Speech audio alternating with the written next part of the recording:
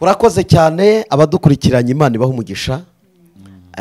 Ndashaka kuza kugira ngo mutubwire mumaze kubana, kuko uyu mwanya mufite ubuhamya bw'uko mwubatse urugo, ariko mufite n'ubuhamya bwa nyuma y'uko mumaze kubaka urugo mwatangiye ubuzima bushya. Umwe abaye umugabo, undi abaye umugore. Harimo challenges nyinshi, harimo ibibazo byinshi mwahuye nabyo, kandi mwari abakristo. Ese kugeza uyu munsi, kugera none, uyu mwanya navugiraho ko muri abagabo, muri n'abagore, muri couple nziza, muraberewe, abadukurikiranye barabibona, murasa neza. Imyaka 17 mwubatse urugo, imyaka 17 mwahawe mwabana, ndabizi harimo mugisha, harimo nabandi muraza kuvuga. Ariko ese mwakomeje kuguma muri wa mwanya wo kuba abakristo no gukomeza gukorera Imana? Byaje kugenda bite? Urugendo rwanyu rwo kuba mumaze kwiyubaka, Imana ibakoreye ubukwe, byagenze gute kugera none? Ndagira ngo mugende muduha ubuhamya, muragenda mutuganirizaho challenge mwahuye nayo. Imana ibaho umugisha. Reka kandi ngaruke kuri Gasigwa, atuganirize, atubwire nyuma amaze gukora ubukwe, ashimye Imana, agiye muri buki, agiye kwenjoyinga umunezero wo kuba umugabo. Byaje gusoza bite nyuma yuko mumaze kuba umuryango muri kumwe muri babiri? Ndumva ubuhamya ni tumaze kubaka umuryango, twatangiye ubuzima bwo gushaka imibereho. Imibereho ubwo sinari nkiri Gasigwa jyenyine, nari mbaye Gasigwa na Nimbeshaho Liliane. Ubwo rero byadusabye izindi imbaraga zo gukora kugira ngo tubeho. Dukomeza no gusenga Imana ngo iduhe imibereho myiza, kandi dukomeza no gukora umurimo w'Imana. Twarakomeje rero dukora umurimo w'Imana, hanyuma aza no kuva i Nyamata aho twari twakoreye ubukwe. Twari tubaye nk'imyaka ingahe, nza kubona ko ntakomeza gukora umurimo w'Imana. Umugore biriya nanjye mbinaha nabonaga na dépense ari nyinshi, nza kumubwira rero kugira ngo aze turimuka tuza kuba hano i Kigali. Ariko twavuye i Nyamata tumaze kubyara umwana wa mbere witwa Mugisha, afite imyaka 16. Tugeze i Kigali tuhabyarira n'undi yitwa Mutesi Sonia, afite imyaka 12. Nyuma yaho dufite n'undi ufite imyaka 6 agiye kuzuza 7. Ngira ngo nabo bana batatu dufite. Abo rero babiri twabyariye hano, undi umwe yavukiye i Nyamata. Ubwo rero twaraje turakomeza turakora, dukora umurimo w'Imana. Yari umudiyakoni, nanjye ndi umudiyakoni, nanavuga n'ubutumwa. Hanyuma turakomeza dukorera Imana. Muri ibyo gihe cyose cyo gukorera Imana, Imana yagiye iduha umugisha w'ubuzima n'imibereho. Nta gihe navuga ngo twishwe n'inzara, ngo turaburara, wenda byendaga nko gusa naho byaba, ariko kubera kubana n'Imana, Imana igaca inzira nk'uko izica n'uyu munsi wa none, tukabona tubayeho. Abana bariga, tubona bagenda biga, ibibazo byaza tugasenga, tukabona igisubizo nk'umuryango nk'uko twari twarasenze. Rero ngira ngo wenda kubijyanye n'ubuhamya bwo gushaka, bw'urugo, bw'umuryango, nasa naho mvuze ngo aho ngaho niho bisa naho twabicumbikira, cyangwa twasa naho tubisoreje, keretse hari ikindi kibazo cyaza. Kubijyanye no gushaka urugo, numva ahangaha ho birahagije kuba twabicumbikira. Ariko ndashaka ngo nibuze dukomeze utubwire, kuko ndabizi ko ufite ubuhamya bwinshi cyane ndetse n'ibice byinshi burebure. Ariko ndifuza iki gice cyuko mumaze kubana byagenze, icyo wenda twagisoreza ntacyo bitwaye. Ariko kandi ndashaka ko dukomeza kugira ngo abadukurikiye bazamenye uko ubuzima bwanyu bwagiye bugenda kugera none, kuko ari gihe tuvuga igice cyuko Imana yabanye natwe cy'imirimo y'Imana, ariko tukibagirwa no kuvuga igice cy'intege nke twagize. Noneho kandi buryo ubuhamya bugize Bibiliya buvuga ku muntu uburyo yavutse, uburyo yakuze, aho yagize imbaraga naho yagize intege nke. Burya Bibiliya niko yubatse. Ibyo bintu rero nibyo mashaka ko tuvugiramo. Ndagira ngo muri iki gice tugiye kuganiraho. Kandi iki gice kivuga ukuntu mwaje kubana nako kubana ubwo zarangiye, ukuntu mwaje gukomeza urugendo rwo gukorera Imana.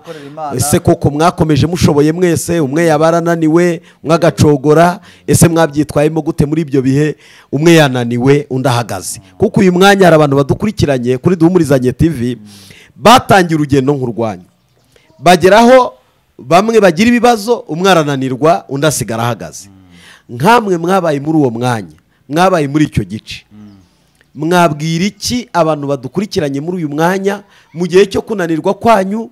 Umwe Liliane yananiwe se cyangwa se Gasigwa yananiwe, byagenze gute, mwitwayemo gute muri icyo gice kugera uyu munsi? Reka ubwo twinjiye mu kindi gice, nta kibazo rwose. Rero n'ubundi abo tubwira ni inshuti za Duhumurizanye TV cyane, n'abandi bantu bazagira umugisha wo gukurikirana buno buhamya, bazumva umuhamagaro, bumve ugushaka, ariko hari n'ibindi bakwiye kumenya nyuma y'ibyo byose. Nakunze kugenda mvuga ngo turi mu isi. Yobu yaravuze ngo turi mu isi tuba dufashe igihe mu ntambara, ariko Pawulo hari ahantu yavuze, ari naho muri ibyo ari aravuga ngo urwane intambara nziza, Kristo n'imbaraga zawe, ngo ufate ubugingo aguhaye nibwo buguhesha ibyishimo. Kandi umuntu aragoye. Ndashaka kuvuga iki rero? Ntabwo ibintu byakomeje ari amavuta, ari amata, ari ubuki. Byageze aho birasharira, biba umushari, biba bibi cyane. Byashariye bite rero? Byashariye mu buryo Satani yinjiye mu muryango, atangira gutezamo iki impagarara. Niho navuze ngo iyo wagize urufatiro rwiza bikugirira umumaro mu gihe cy'ibibazo n'intambara n'intege nke.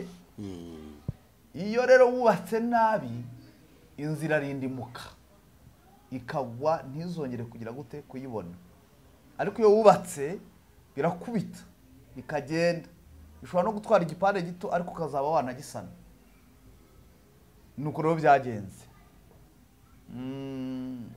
Nyuma yaho nagiye, kuko mu muhamagaro wanjye mvuko nahamagawe ndi umunyabyaha.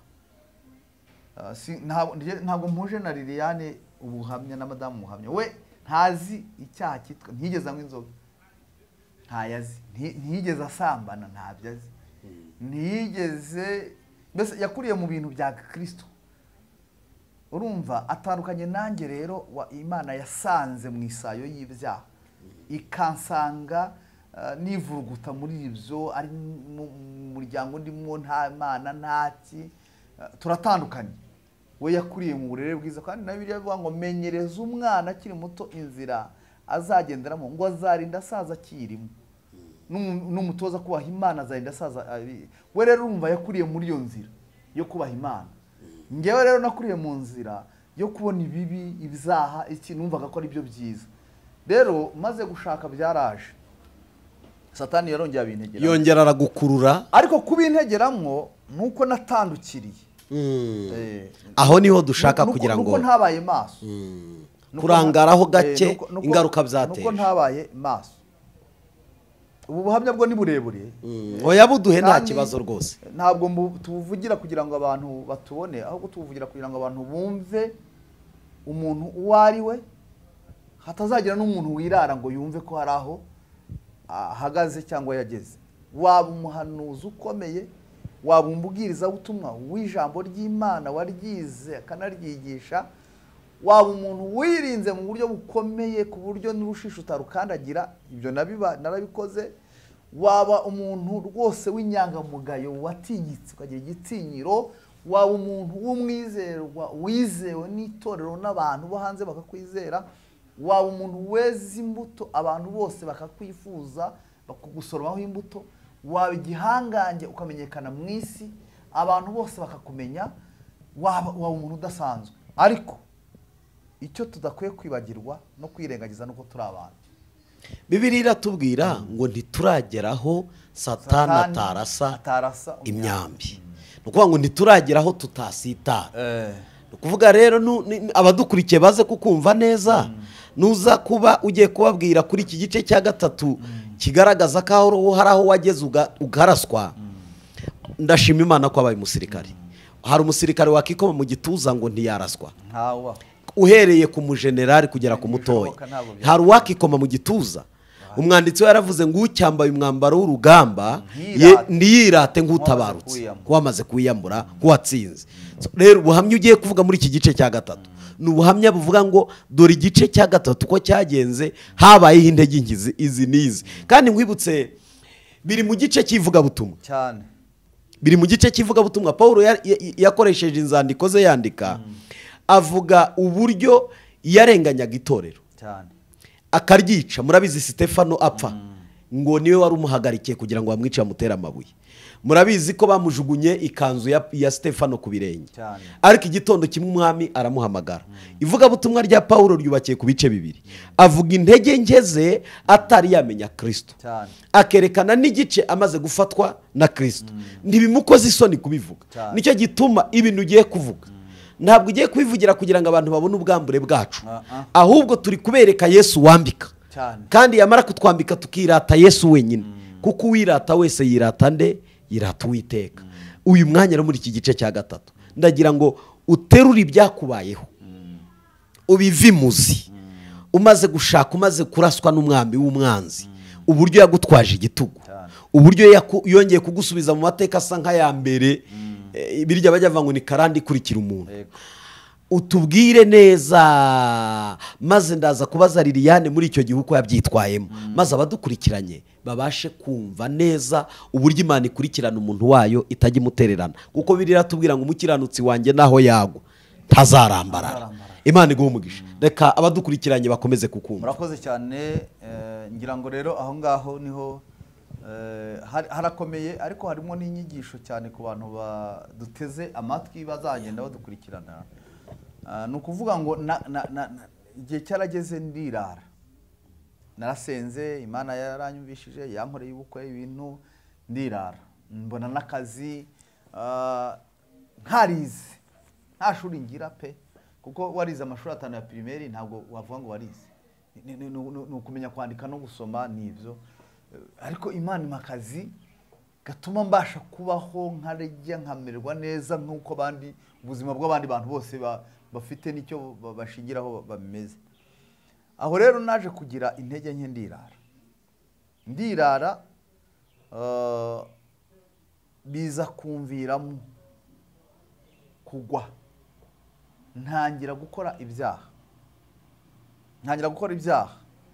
Buriya umuntu ntabwo uhita uhubuka ngo ukora ibyaha.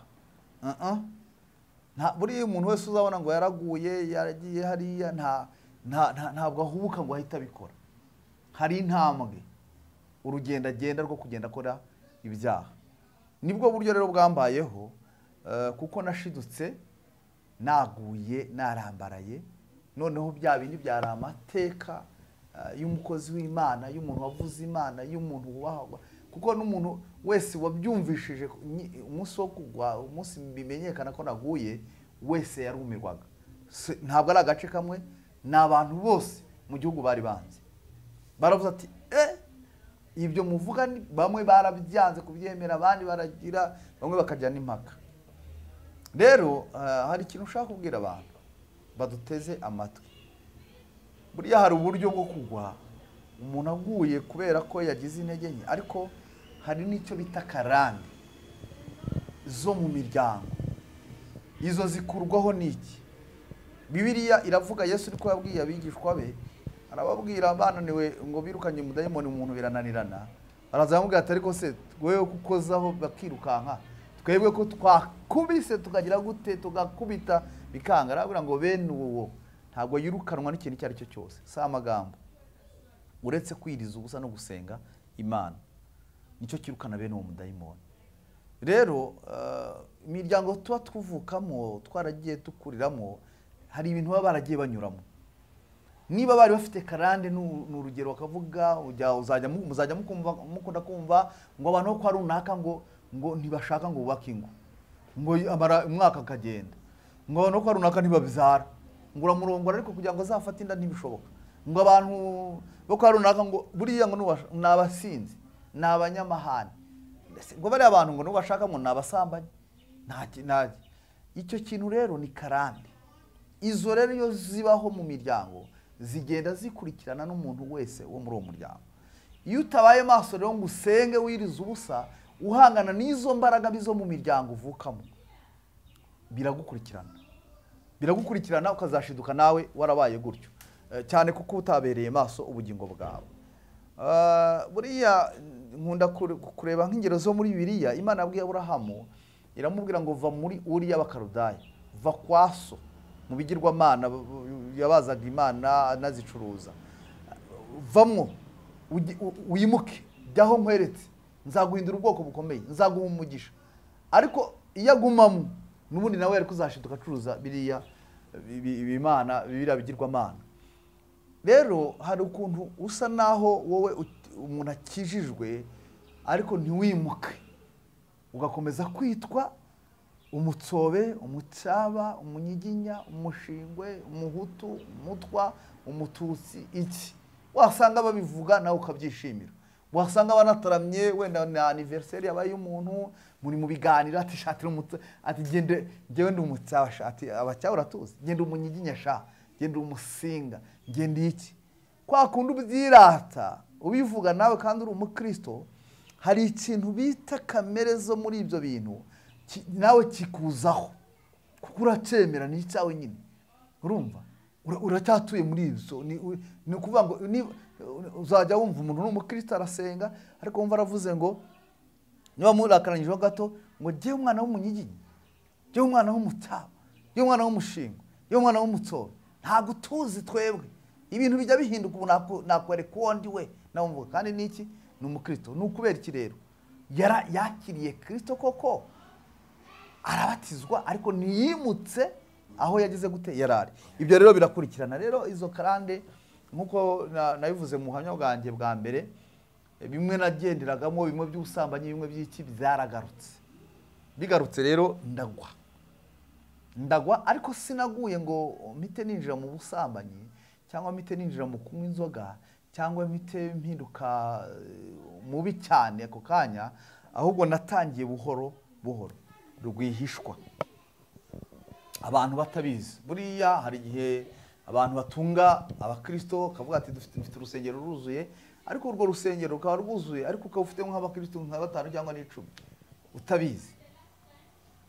Natangiye rero rwihishwa, nkajya ngenda ndatangira nasanga ahantu hari ibiganiro pfuye nkicaramo nkatega amatwi, bakavuga iby'ubusambanyi, bakavuga ukuntu byeri biryoha, bakavuga ukuntu kwenjoyinga, noneho bikangarura muri filime ya kera y'ibyo nagenderagamo ntarakira Kristo. Buriya Bibiliya Zaburi ya mbere igice cya mbere umurongo wa mbere kugera ku 3 aravuga ngo hahirwa umuntu udakurikiza imigambi y'abantu babi, ntahagarare mu nzira y'abanyabyaha, ngo ahubwo amategeko y'Imana niyo yibwira ku manywa na nijoro. Birikavuga ngo wazahwana n'igiti cyatewe hafi y'amazi, cyera imbuto zacyo mu gihe cyacyo, ngo bibe byacyo n'icyo ngo icyo azakora cyose kizamubera cyiza. Ni ukuvuga ngo rero jewe imigambi y'abantu babi, ibiganiro bibi nabijyagamo nkicaramo muri za nshuti zitahindutse. Noneho kwa kundi ngenda nicarana nabo bantu tuganira ibyo bavuga tukageza amasaha, ntangira kugenda namuka mu by'iki, mu by'Imana. Ntangira kugenda namuka. Kwa kunamuka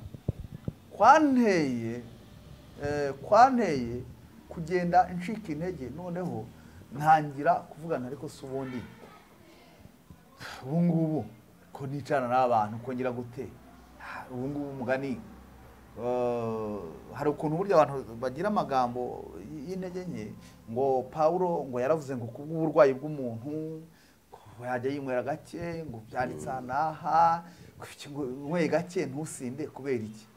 Ntangira kugenda ngasoma ariko nkagura shikareti zo guhekenya nkayihekenya kugira ngo umugore ataza kubyumva kuko niwe natinyaga ko yagira urusaku idini rikabimenya ryabimenya rikamfatira icyemezo ntangira gutyo ntangira kujya nshyikirana n'udukobwa ntangira kugenda mvugana natwo abagore ntangira kugenda ntera inzenya ibyo rero buhoro buhoro uko ngenda nkora ibyo bintu buke buke wenda reka nze nifashishe utuntu duke tumfasha kugira ngo ubuhamya bwumvikane neza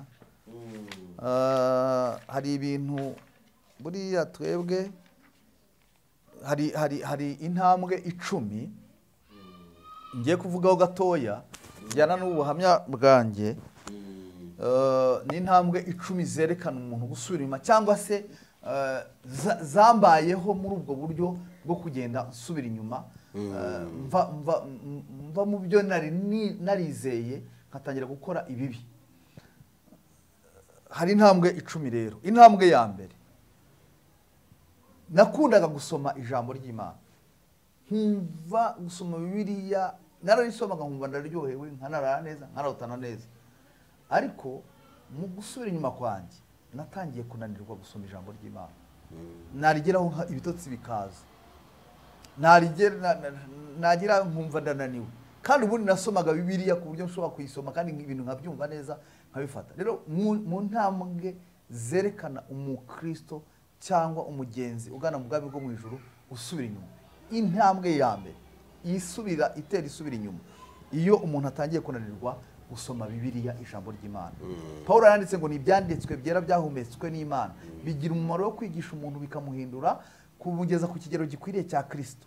Rero iyo udasoma Bibiliya ntabwo ushobora kumenya umugambi w'Imana kuri wowe cyangwa ku cyerekezo cyawe.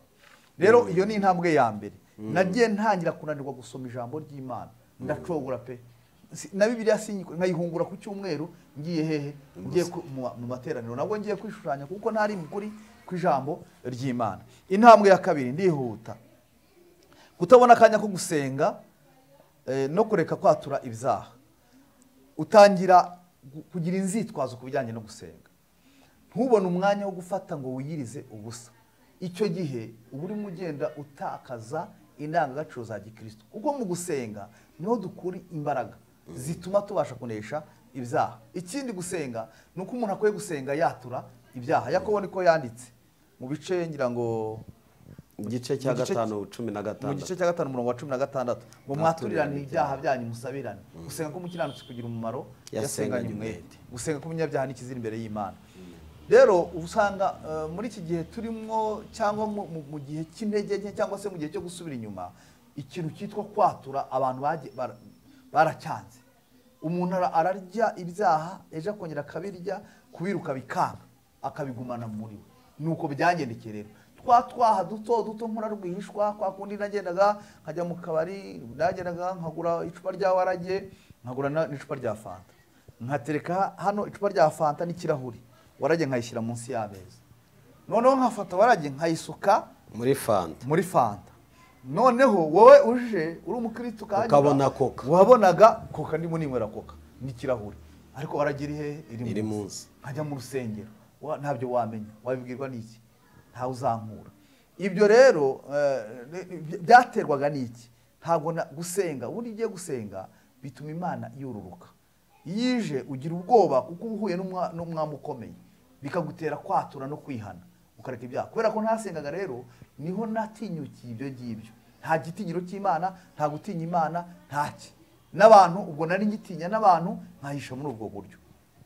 Rero iyo utagisenga, iyo utacyatura ibyaha, umenye ko kawe urimo uratera intambwe usubira inyuma. Icya gatatu, utangira kureka gukorera Imana buhoro buhoro. Niba urugero wakundaga gukorera Imana, ukazinduka ukajya mu nzu y'Imana, ugakora imirimo y'Imana, ukumva ushishikajwe n'umurimo w'Imana, utangira gucika intege, ahubwo ukagira inzitwazo n'izitariho ukagira gute, ukazirema, ukazivuga, kandi umuntu yazumva koko akumva izo nzitwazo ni ukuri. Nabo akavuga ati okay, birumvikana ibyo niba byagenze gutyo, umuntu w'Imana ntacyo bitwaye.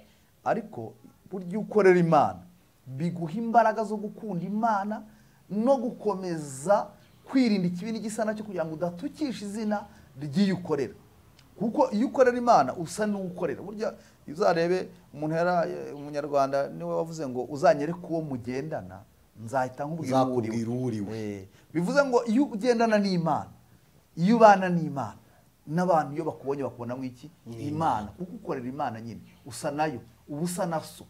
Iyo ukorera Satani usa na so Satani, iyo ukorera Imana usa na so Imana. Niko bimeze. Rero icyo nacyo ni intambwe yerekana umuntu ugenda usubira inyuma. Intambwe ya gatanu, intambwe ya gatanu,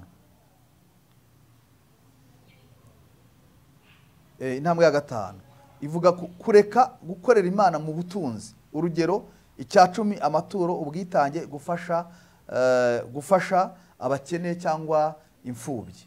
Buriya hari ikintu twebwe tujya twirengagiza nk'abantu. Ibyo impamvu mbivuga, utangira kugenda unamuka ukavuga amafaranga ntanganya aba pastor nibo bayirira, amafaranga biriya by'amaturo si ubundi nibiki birase niko babihaga barewi, niko kenshi tuvuga, niko nanavugaga, sindi muvuge cyane mbishyira, ariko muri rusange usanga ukunda abantu baba umaze gusubira inyuma, umaze gucogora, ubwo watangiye gukoresha ayo materime, utangira gukoresha izo terime, kandi urushaka n'uburyo urwanya ibyo bintu, ukagenda ubibwira abantu hirya no hino, ubabwira uti se ibyo bimaze iki, ibyo ni iki. Ni ukuvuga ngo utangira kureka, utangira gucogora, utangira kureka gukorera Imana muri 1/10 n'amaturo, ugatangira kwitwaza nyine inzitwazo zigiye. Nubona umukristo utagitanga icya 10, utagitanga amaturo, utakifasha imfubyi, utakita ku bapfakazi, ukabona icyo kintu ntacyumva, ntagiha agaciro, icyo gihe aba arimo agenda asubira inyuma, atangira kuzana inzitwazo zigiye zitandukanye. Reka wenda nkomeze ibyo ndabivuga nko mu ncamake. Icya 6, gutangira kugenzura cyangwa gucira imanza abakristo ibyo bakora. Ugatangira kugenda uvuga ngo ubuse ngo giyewe ngo rwose ngo reba ngo nakanaka ngo pasiteri se ngo uriya mu pasiteri ngo uriya ngo inzoga ngo bari ase ngo pasiteri runaka se ngo runaka niyasambanye ngo se ngo korari ngo bari abaririmbyi bari muri za korari, nguzi ibintu bakora, nguzi bari bitwa abahanuzi, nguzi bari bita abanyamasengesho. Ugatangira kugenda uca imanza, ugatangira kugenda ugenzura utuntu kubera bitewe n'intege nke zawe, ugashaka ko abantu, kandi uba wifuza yuko abantu bose baba nkawe nabo bakagira intege nke nk'izawe ukagiza. Kandi ntabwo ari wowe gusa ubishaka, ahubwo na so Satani wahindukiriye nawe niko abashaka, kuko aba yumva wazana abandi bayoboke bameze nkuko nawe umeze. Hanyuma icya 7, no gutangira gukora utwaha duto rwihishwa, ari two nababwiye. Ugasanga urasomana rwihishwa, urakaresanya rwihishwa, ugasanga urabeshya umuntu ntukivugisha ukuri, urabeshya kuri telefone, uti ntabwo ndaha kandi bihuri.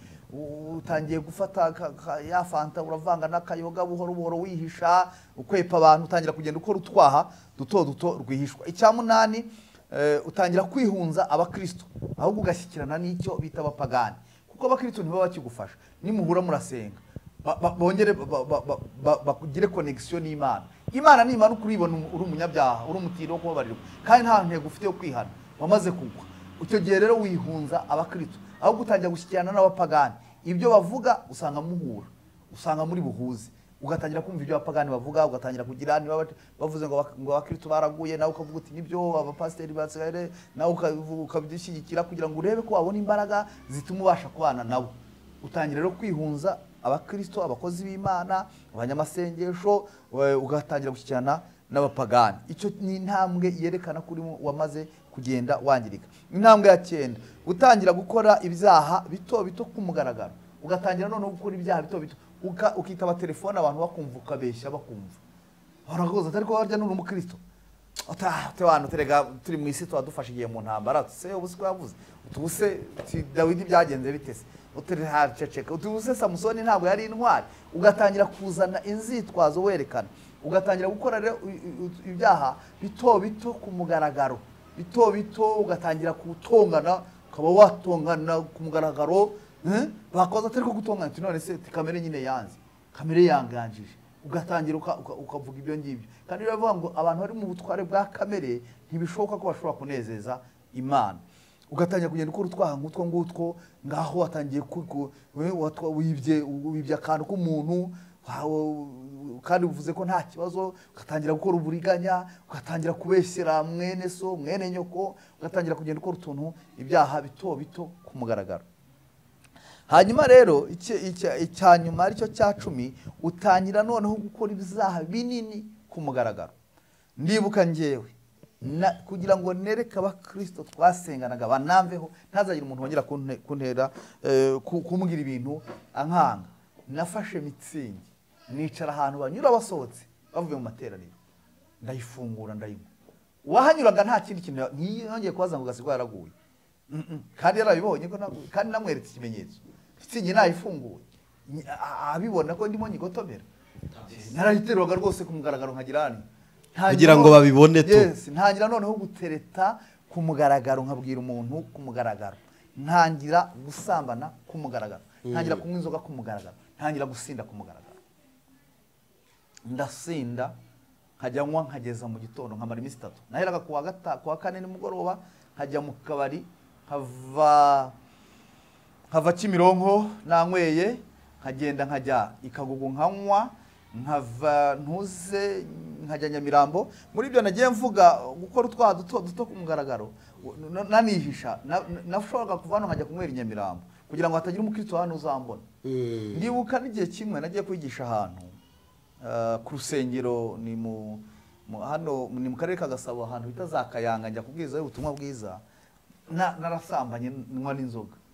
Ndagera ko bari banzi ko n'umukristo bamijambo rirerire abatigisha narigishije pe mu mbaraga abantu jewe nanye ngira ubwo buranyica.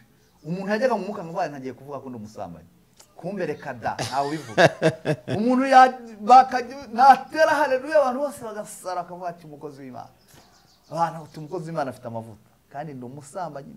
Ndashaka kugira ngo umuntu ashobora gukora ibyo ngibyo agakora n'umurimo w'Imana ukwibwira ngo nisi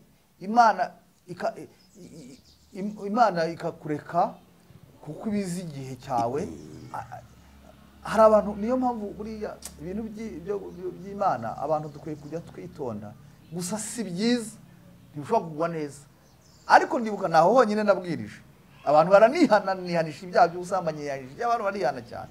Ariko wowe se usigara wumva ute umeze ute mu mutima?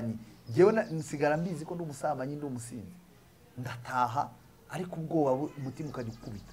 Ariko umutima wakubita abantu gukubise rero kanje gushaka ahantu nywa byeri kugira ngo imare buriya widorogi buri abantu kuko baba batabizi hari igihe abantu baborana nk'inzoga ngo ntakitwaye ngo ugira gute.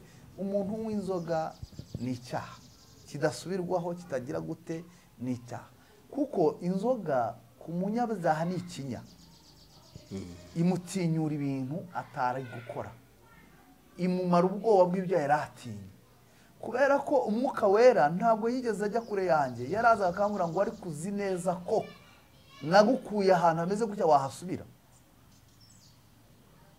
Umutima ugahita ngira ubwoba ariko uzi ko ushobora kongera kuba nabi nkahita mvuga ati ibi rero nkahita ngira nkagura waragi ayinkona namara kwiba narekasha mbaguteza bose aho bose bafite ama etage abakire bose banywa inzoga birirwa basambana ntibamaze abantu basambana nubuze ko bakira nanjye nzakira nibyo ntago byanterwa ngo ibiki n'ibiki gutyo.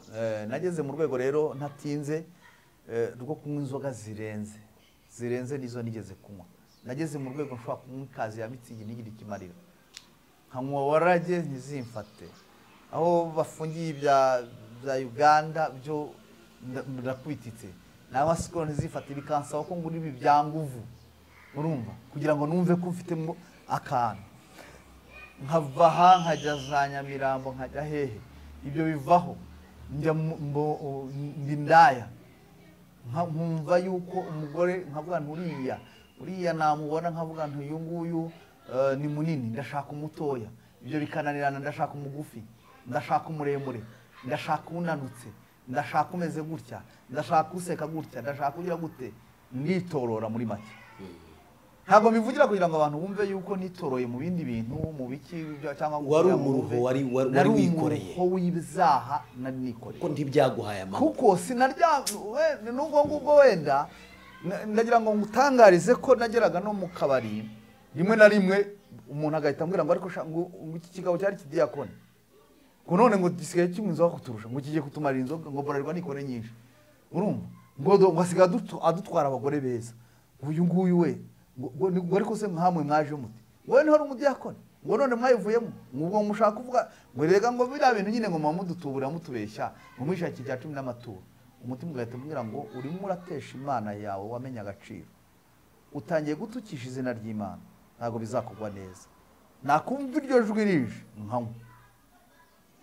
nkongera noneho nkabigisare, nkaba mubi cyane, nkaba mubi. Naguma n'umuntu uvuga ati ivuga ijambo ry'Imana nibyo muvuga n'ibiki, nibyo nabibayemo nabesikoro narabwirije sha ibyo muvuga ntise urambwira iki, itangiriro kugira ngo byahishowe urambwira iki, ndabizi uravuga iki, nibyo urimo urabeshya. Biriya bintu byanditswe n'abazungu, nta bintu n'abazungu babyanditse badupirata batubeshya, ariko namara kuvuga ibyo byose byarangira umwuka wera kansanga mbigenye kabura ngo ibintu bavuze urabizi, urimo uratukisha izina ryanjye, urimo urantesha agaciro, urimo uragenda wamamaza ubwami bwa Satani aho kwamamaza ubwami bw'Imana.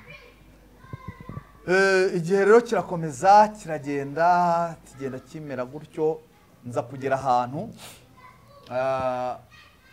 noneho mba nk'umusazi ngera mu rwego rw'uko agendaga nywa inzoga ngeraho zijya zindenga nkamara nk'iminsi 5 ntaragera no mu rugo. Ngora gahamagara nti ndakoreza amafaranga yo guhaha, ikintu ushaka ni iki? Ati ibintu urimo ibiki n'ibiki, tera rwasera, ati rwose turananiye, ati ibiki n'ibiki. Ubwo bigeraho n'itorero rigira gute, tiramenya yuko nangiritse ndi umusambanyi. Itorero rero rimaze kubimenya niho nahise mba nk'ikihebe, ndavuga nti n'ubundi babimenye bamfatiye ibyemezo bampagaritse, ntacyo nkikera, reka nkore icyaha. Mbese kumwe ufata ingamba nk'umuntu ugiye gukora ibyaha, mbese mba umwanzi w'Imana. Yo nubwo itanyanze, kuko iza kunyanga yo simba nkinarika, nubwo yo itanyanze ariko gihe nabaye nk'umwanzi wayo, ntangira kwirwanya mu bikorwa nakoraga, ntangira gusambana kumugaragara, nkabwira umuntu mu muhanda kumugaragara. Buriya mbonireho no kubwira abantu bari mu rugendo rugana mu ijuru w'Abakristo, ubu buzima tubamo bwo mu isi, iyi myambarire ubona abantu bambara, nari mfite uburyo Satani ampa nkakureba uko wambaye, nkakureba no kuvuga nuko witwara, nkahita amenya ko wowe nagutereta bikemera, nkahita nkubwira nti biti ture mu muhanda amakuru yawe sawa, nka nimero yawe sha nagukunze wambaye na neza, atari ko se tugubibonye gute, agahita ampa nimero nkayandi, ubwo tuzasamba. Nagusangaga muri serivisi ukoreramo, nakubona nkanareba ukuntu umeze, nkavuga turiya byakora, hakaba undi ndeba nkamutinya, abantu biriya ni abantu yibuze yanansuzugura, ariko uwo nabonaga muri ubwo buryo kubera imyifatire, imyambarire, imyitwarire yawe bigaragaza ukuri. Burya hari abantu bambara nk'indaya kandi atari indaya, bishobora kukwegera mu buraya. Rero hari abantu bifata nk'ibirara kandi atari ibirara, bishobora kukwegera mu buraya. Niyo mpamvu umuntu aba akwiye kugira itandukaniro n'umuntu utizera Imana, akwiye kugira itandukaniro n'umuntu utizera Imana, kuko iyo usa niba indaya zambara zitya, zikifata gutya, zigaseka zitya, zikicara gutya, nawe ukabikora uri umukristo, byanga byakunda bizakwegera muri ubwo buraya, bizakurura abantu bazi bagushaka kubera uko bakubonye, bakwitiranira, bigukwegere muri icyo kintu. Nakangurira abantu kujya babyirinda. Rero ntangira gusambana, ntangira kugira gute, ubwo urumva umugore we yarabizi, no mu rwihisho yarabimenyaga, we yarasengaga Imana kandi tumwe byararangiye, ariko we n'urugero aho biba kumugaragara. nkagenda nkakubita icyumweru n'iyo uri mu mayoga ndiki ibintu nibereye mu busambanyi nibereye mu businzi nariyagiwe iby'Imana utambwira imyaka guhera 2010 na kangahe na gatatu urumva ni imyaka myinshi ndi muri ibyo ngibyo ngeraho ntangira kujya ndwara bitarambagaho ntangira kugira amahane nkajya ndwara nta muntu wari ubizi kugira ngo hari na benshi bakumva buno buhamya bikabatubura ko bati se gasiko yarwanye ibyari ariko muri urwo rwihisho rwa nijoro habagamo ibintu bikomeye mu bubari tugapfa umukobwa namutereta twamara kumva umuntu akavuga ati agiye kuntwara umukobwa cya gisaza kigiye gukoresha uburyo bw'amafaranga kimuntwara tangira tugashwana ingumi kabira mvuze umusore akabanteye ingumi nanjye nkavuga nti n'akayoga nangoye nti nanjye ndamutera bakaba barankuraniye barakubise imbwa bagaraguye mu cyondo hataha ibyondo byose umusatsi wapfutse ibikomere ari ibikomere umugore ati niko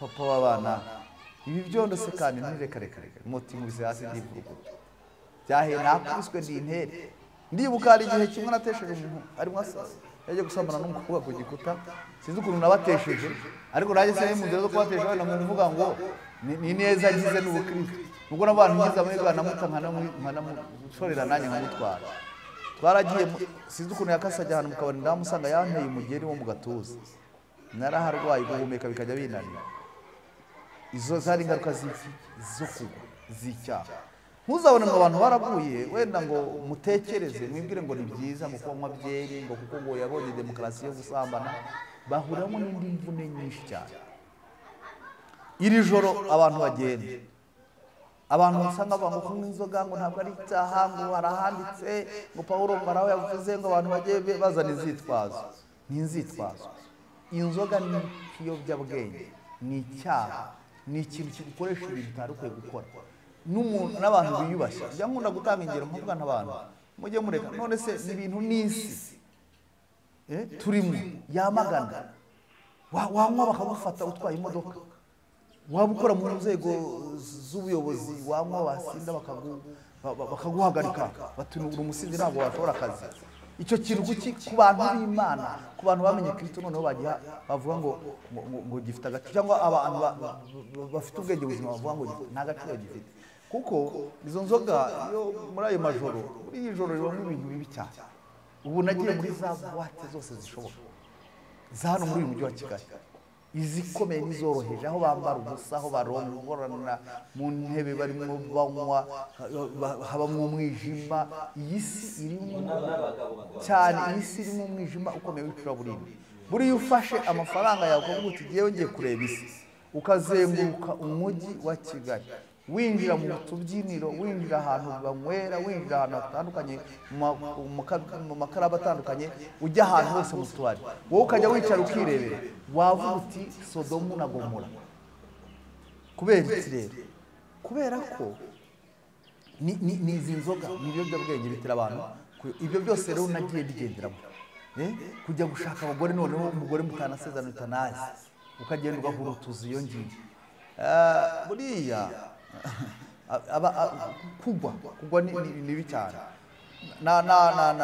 nabwira umuntu wese ukurikiranye duhumurizanye TV namubwira ngo niba waramenye Kristo ugasogongera ukamenya ko agira neza komeza umwegere niwe ufite amagambo meza y'ubugingo niwe ufite ihumure niwe ufite ubuzima bwiza bwa none n'ubuzaza naho hanze aha nta cyiza na kimwe gihari umuntu wabonaga nambaye neza nakubise maze koti ngendera batendera umugabo ariko nari kimungu nari narashize nari naramunzwe kandi nta mahoro biravuga ngo nta mahoro y'umunyabyaha ariko Uwiteka avuga nta mahoro namba nigeze nzirira muri ibyo bihe nahoraga mu mwijima nahoraga mu bibazo nahoraga natukuje amaso nahoraga nasize n'akazi nagakoraga nabi niki ntago nabaga nitayari ubwenge bwawe bwarahamutse twari gukora vuga ngo ndajya kunywa ryari ndajya kugira gute urumva rero ibyo bintu byose byagiye bigera nageze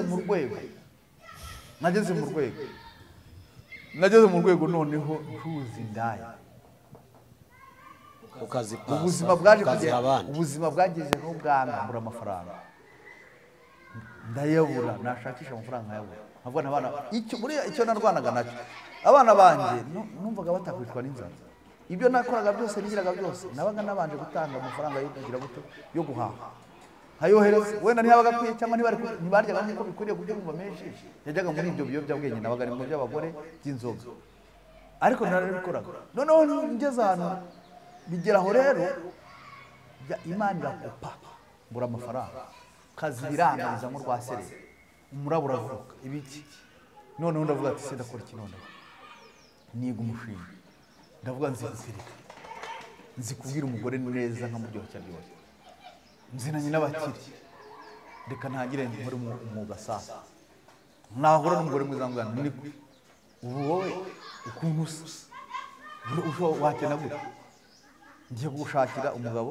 kurongore w'inkoko rye mwe n'inzoga agwe n'amafaranga agwa amafaranga urabyemera ntubyemera nabubwiza gukuri nta bintu byo gushaka kuhane ngo iki n'iki ati se uramubona ateye ntajya gucuza iki buza abagabo n'abagore nkamujyana mugabo akamubita 10 ryanjye nkanarya n'inkoko nkanywa na byeri nkisindira nkagenda hakaba mushyira akamwe ati shaka nawe wawe ndamukwishyura kandi ndabona amafaranga tukagenda tukajya muri rogi tukaryama akamwishyura nkamuzoga akama n'amafaranga nkomeza ibyo mba muri ubwo buzima bugoye buruhije bubi cyane nifuriza ntakwifuriza umuntu uwo ari we wese nanakangurira n'abantu bari muri ubwo buzima barahari benshi cyane baragowe bararuse reka nkubwize ukuri Imana itwikuruye ibintu abantu bakabona ibintu bihari bari mu madini utavuga ngo nabo hanze gusa bari mu madini bateye batyo bari muri ubwo buzima baza mu rusengero baterana bumva ijambo ry'Imana ariko bagakomeza kuba bari muri ubwo buzima baruhiye aho ngaho bapfuye cyane bagowe nta mahoro bagira imitima ihora ibaca urubanza ariko bikananirana Satani kuko aba yarakoze ikintu gikomeye cyo kubabohera aho ngaho hari abantu noneho bataramenya Kristo baruse babasinzi babasambanyi bicika ingo zabo hari abagize rero noneho bagira umugisha babona amafaranga babona ubutunzi bo bakora ibirenze aribo wumva na leta yiri gufata bamwe ugasanga yafasha abana arundari yirwa arongora arahinduranya nubwo busi rero naho ngaho nituriye naho niberaga nibwo buzima nabagamo bwa buri gihe aho niho Imana nkuye ku mbaraga zikomeye cyane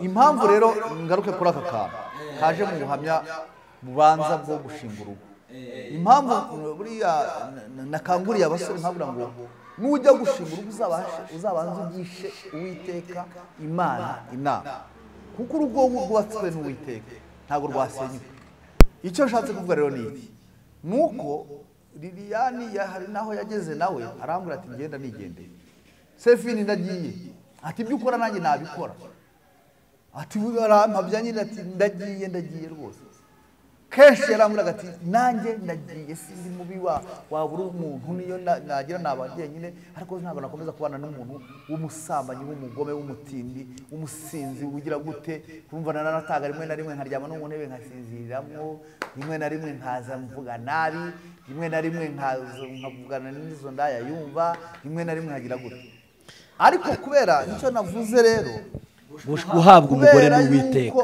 ari yavuye ku Mana iyo akaba aravuye ku Mana akaba ari umuntu simba nkiri kumwe nawe by'ukuri aba yaragiye ahubwo kandi nanjye ntabwo nari kuzagaruka nari kurindagira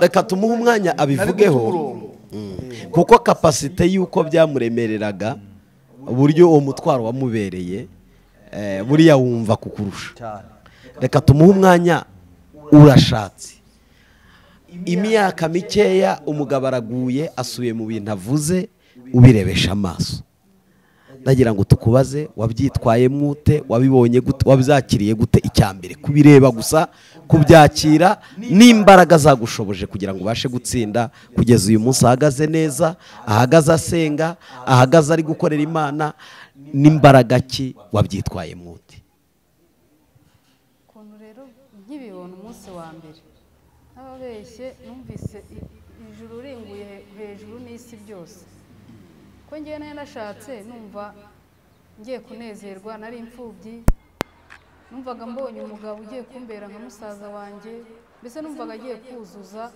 ahari hatuzuye. Twabanye nk'umwaka umwe wenda n'amezi kuva mbyara umwana wa mbere. Umwana amaze kugira nk'umwaka n'amezi 3 ubwo natangiye urwo rugamba. Ako biza burya gusenga Imana ni byiza, nta kintu kiba ku muntu w'Imana Imana itamubwiye. Najyaga ngira inzozi nkavuga ko ndota gutya nabimubwira, akamenya uburyo yisobanura, akambwira ko ari ibyo mukeka atari byo. Biza kugera igihe nyine agwa mu byaha arashayisha. Numvise umutima wanjye ubabaye mu buzima kuva navuka kugeza iyi myaka mfite. Nicyo kintu cyahungabanije umutima wanjye, cyanjyanye kure. Numva mu buzima ngize umubabaro ntazigera nibagirwa. Ndababara, ndakarira Imana, ndavuga ngo kuki Imana yakwemera ko ibintu bimbaho, izi uburyo nabayeho ndi umwana muto, nkizwa ndi umwana muto, mbaho mu buzima nubaha Imana. Numvaga ntashaka ikintu kizatuma izina ry'Imana ritukwa. Nzi ko Imana nijya ku mu rugo izamo umuntu umeze nkanjye, ukirijwe nkanjye, tubyumva kimwe, nk'umurokore wamenetse. Noneho mbona rwa rugo rwiza nasabye Imana, mbona rubaye rubi mu mwanya ntakekaga. Nta kindi nakoze, nabuze ngo uretse kwikomeza ku Mana nta kindi kintu nakora. Ariko nanjye buriya ikigeragezo iyo kije haba harimo ibintu bibiri. Narize ikintu cya mbere, nize ko umuntu ahinduka. Ikindi cya kabiri nanone nize ko mu gushaka umuntu afite indi myuka imurwanya. None iyo utabaye maso ngo usenge urwane na ya myuka y'iwabo, cyangwa se wenda nanjye niyo kwigira mwiza n'imyuka y'iwacu, ko hari igihe n'umugabo arwana n'imyuka y'iwabo w'umugore. Iyo myuka mwamuhuye muri babiri, mwese mufite za karande ziba mugiye guhuza. Noneho ikosa nakoze cyangwa se ishuri nize kuba maso no gukomeza gusengera urugo. Uyu munsi niba ari byiza ntuzumve ko bizahora ari byiza, birasaba ngo ujye ubera amaso urugo. Rero namaze gushaka numva ko ngiye kuruhuka. Noneho birahinduka, sinamenya ko byahindutse, ndatungurwa. Nafatiye aho rero urugamba rutangiriye. Ndasenga Mana, nta butayu ntasenze, nta sengesho ntasenze. Ay'uburyo bwose najyaga afata nkajya ngenda mu muhanda nsenga, nkaba natinzira naringiye Kimironko ngisanga ngeze Kicukiro kubera guhungabana ko mu mutwe. Narababaye, sinzi uburyo nabibabwira. Ngira nubwo nsenga Imana, mbwira Imana ngo Mana, ntabwo uyu mugabo ari we wamumpaye. Ndihana, babarira Mana, nta marangamutima yanjye, ibintu byose mbikura ku Mana, mvuga ko ari njye wiyoboye, nishyiraho ikosa. Najya gusenga abahanuzi bose akaba ari njyewe baza baha mesaje. Ikintu cya mbere barambwiraga ngo ntabwo uriya mugabo ni uwawe, ni w'Imana yaguhitiyemo. Ndavuga nti murabeshya, Imana yamuntu ibintu bibi gute? Yaririnze, yarayubahishije, kuki yajya kumuha umuntu nkuriye? Imana irambwira ngo ni we nabonye uzashobora kwihangana. Maze gusobanukirwa ko ari Imana yamumpaye, noneho njya nasenga.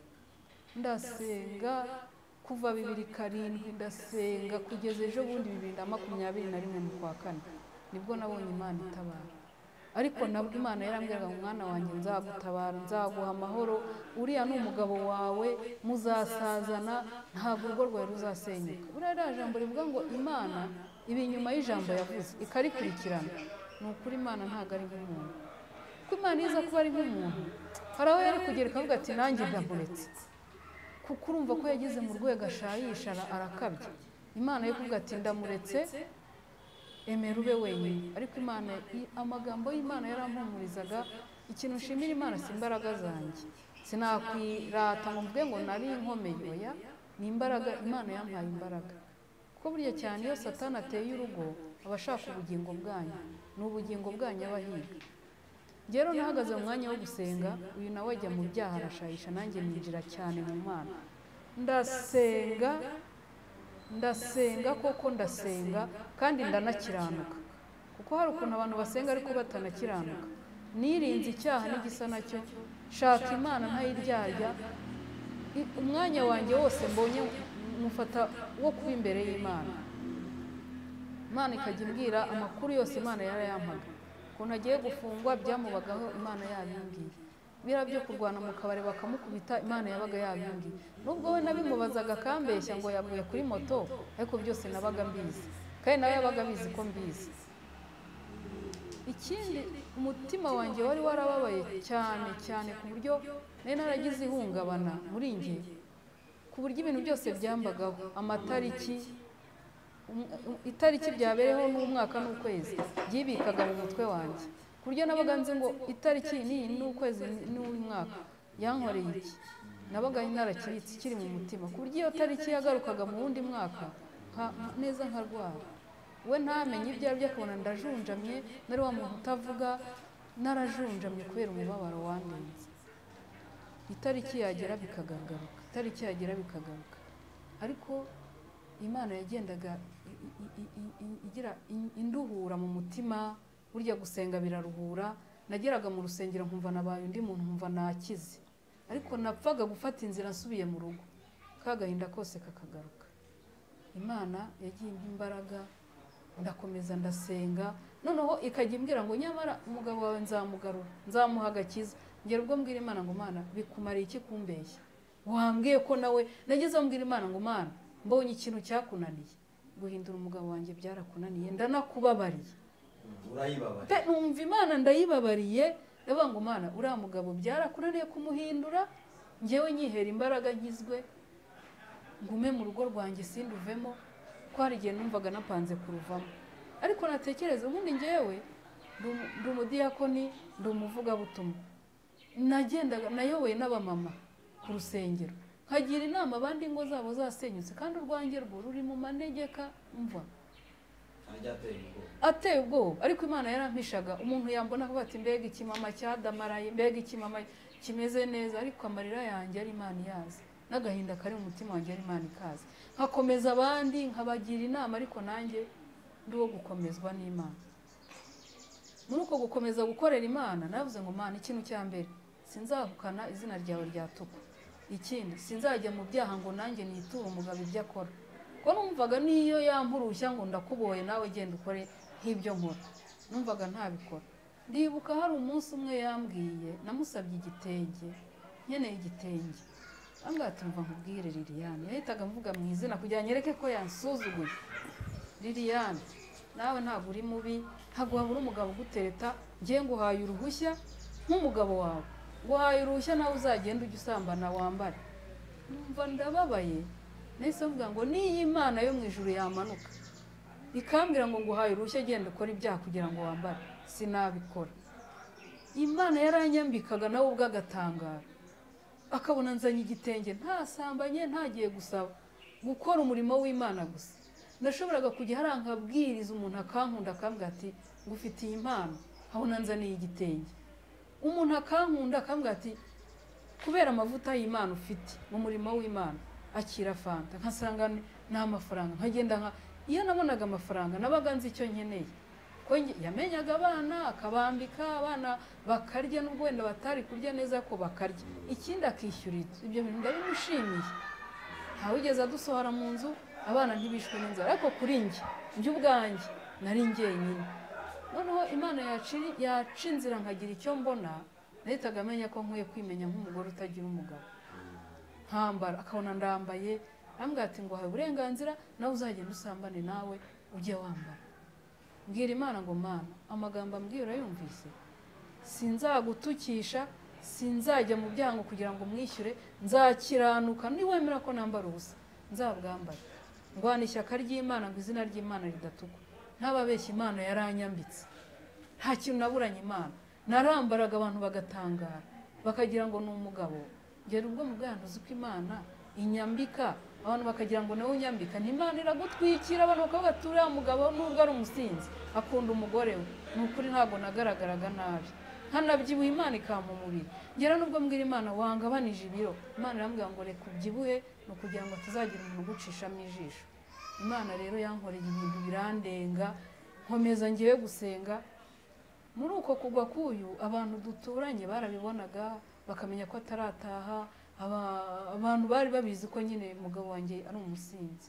Ntangira kugira ikigeragezo abagabo bakandireka ngana uku nukuri nkanaseka nako umuntu mwayobye icyambere ndi umurokore muranabizi simvangavanga ndi umurokore wo mu mutima ntubuza kuntereta ibiki aterega umugabo turabizi ko ari umusinzi n'ubu ntaranataha mesaje kuri WhatsApp saa 8 sangaye n'ubu ntaranataha wazaretse natwe tukajya ntimbura tukokipa tukaguhakeye ndabwira nturiya mugabo wanjye ndamukunda nta n'umugabo umuruta leta nanasuzugura umuntu uje kumbwira ibyo bintu iyo wirebye wowe ukareba n'umugabo wanjye ubona hari aho muhuriye ndabwira umugabo wanjye ndamukunda reba abana twabyaranye urabona ari iki nashinja Imana agahita agira isoni agasubirayo sinigeze muca inyuma ngo nuko wabikora sinigeze musuzuguza abantu naramwubahishaga mu bantu nkavuga nti nta n'umuntu uruta umugabo wanjye Imana rero yarebye uwo mutima wanjye iranshyigikira mu myaka igera muri 13 ushyira 14 mbona Imana iratabaye ariko bikomeye narahungabanye nageze ku rwego umunsi nabonye ko nashize nenda gusara ngo ndora amashashi nigeze njya mu gikoni ndateka nteka ibyo kurya ndabitunganya neza mbishyira mu isafuriya sinashyiramo amazi ntereka ku mbabura ndangije ndicara ku gatebe nifata gutya nkurura ubuzima mbamo ndabikurura bya biryo nta mazi arimo birashirira biranuka abaturanyi baraza barampamagara bahamagaye nditaba ngo ko washiririje ndebye nsanga umwotsi urimo urazamuka kubera ikiruva narahungabanye narigeze ku rwego nshobora kwicara njyewe ndahandi ukambona kandi ubwenge bwanjye bwagiye kubera umubabaro mwinshi nahise mvuga ngo narashize nibwo namuhamagaye atanyweye ndavuga ntuzi n'ibindi nanjye ndi umuntu umutima wanjye ntabwo ari icyuma nanjye umutima wanjye ni inyama ngeze ku rwego ngiye kuzasara kubera umubabaro ndashaka gusezera mu by'ukuri ntabwo ari uko nari ngiye njye nagira ngo mwereke ko pe nanjye nananiwe nagira mwereke ko nananiwe ko nahoraga ngerageza kumwereka ko nkifite imbaraga ariko ngeze kuri urwo rwego nagira ngo mbwire ko nananiwe nibizaba nyuma azamenye ko namuteguje ariko nta mugambi wo kugwa nari mfite numvaga nshaka kugenda gusa muvi ruhande ndabimubwira byose ndamusezera mbona umugabo agize ubwoba arambwira ati kuva twabana n'ubwa mbere umbwiye iryo jambo arambwira ndarushye urumva ashaka kujya kure yawe ahantu ntazongera no kukubona kuko iyo nabaga ntamureba gutya numvaga nta kibazo ariko iyo namubonaga atashye n'amahoro make nari mfite yose yaragendaga ariko mbabwire mw'abantu badukurikiye Imana niyo kwizerwa nubwo twebwe tunanirwa nubwo twebwe turi abantu duhinduka Imana niba yarakubwiye ngo nzagutabara izagutabara niba yarakubwiye ngo nzaguha urugo rurimo amahoro izarutanga pe uyu munsi tuvugana mfite amahoro ntigeze ngira ayo mperuka ndi umugeni w'amezi 3 ubu niyo nicayemo ariko iyo ntaza kwihangana ngomba naragiye ese Eliya ku musozo imyaka 14 irarangiye uri mu ishuri rimeze rityo ukihangana igihe kingana gutya kitari kigufi hari n'abananiwe kwihangana ukwezi kumwe hari n'abananiwe kwihangana umwaka umwe akavango nge mbivuyemo akanabivamo ubu za divorce ziravuza ubuhuha imyaka 14 umaze Imana ikagutabara umugabo wawe akaba asubiye mu murimo akaba asubiye mu gakiza akaba ari umuvugabutumwa akaba ari umuyobozi w'abagabo akaba ari umuntu uhagaze mu mwanya mwiza kandi wera imbuto utahana umugati utahana ji wagira nama ki abadamu badukurikiye n'abana b'abakobwa bitegura gubaka ingo baba bakiri mu muteto reka mbyita umuteto yabavango ngewe nganaciriye hasi nagenda ngo ngewe nganibeshye ngakanandeba nabi ngubwo yaza kundeba iwacu wabagira nama ki abo bakobwa batari bubaka wagira nama ki abamama bari muri iryo shuri bashobora kuba bamazemo igihe kirekire kiruti ryawe cyangwa se bari bugufi bw'imyaka mikeya batageze ahawe wabagira nama ki mu gihe gisa n'iki reka mpere ku bakobwa baba bagiye gushaka ikibazo abakobwa bajya gushaka bumva ko babyita ngo ni ijuru rito ngo urugo ni ijuru rito ariko iryo juru ryo mu rugo naryo rirakorerwa nk'uko iringira ubona tuzajyamo turikorera ujya gushaka wumva ugiye kunezerwa wumva amahoro utagize cyangwa umunezero utigeze ugira ugiye kubona uri kumwe n'umugabo cyangwa se ukiringira ubwiza ufite, amashuri ufite, ukumva ko tayari urugo rwawe ruzaba rwiza. ariko buryo iyo utaragije Imana urugo rwawe ngo narusengera imbere y'igihe nk'uko twabivuze kare, ntitaye ku bwiza ufite, ntitaye ku mashuri, ntitaye ku muryango ukomeye uturutsemo, biragucanga divorce rwose biri hafi aho. Ariko kubaha Imana no gusenga no kuyoboza Imana inzira, nabonye ari byo bituma urugo rukomeza, kuko hari igihe urugo rubaho ariko ntirukomeze. Kuba rero urugo rukomeza ni ugusenga byonyine no kwiringira Imana. Icyo nicyo navuga ku bakobwa, bagomba gusenga bakizera Imana kandi bakayiyoboza inzira. Ikindi bakumva ko urugo batagiye kururuhukiramo, ayo mahoro barayashaka. Iryo juru bita ngo urugo ni ijuru rito, bararikorera iryo juru. Mbese urumva babigiramo uruhare kugira ngo urugo rube ijuru. Ikindi rero inama nagira ababyeyi bafite ibigeragezo, bafite abagabo badakijijwe cyangwa se babanye bakijwe nyuma bakagwa nk'ibyo byambaye. Usibye ko Liliya ndagira wenda ndaza kubisaba umugabo, hari n'abagore bamera batyo uko umugabo wawe yabivuze ugasanga si umugabo noneho ni umugore.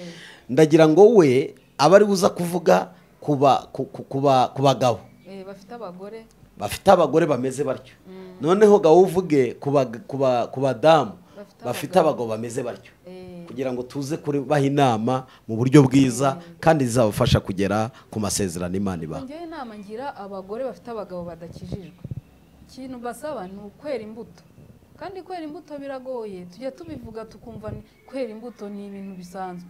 Kwera imbuto bingana gukizwa. Kugira ngo werere imbuto umugabo, noneho ngewe nta nubwo yanabikoraga ngo abimpishe, ngewe yaranabimbwiraga kandi nanjye naranabibonaga. Ariko noneho kwera imbuto bivuze iki? Urenga ibyo ubona, wowe ugasabwa kwihangana kurenza ugukenewe.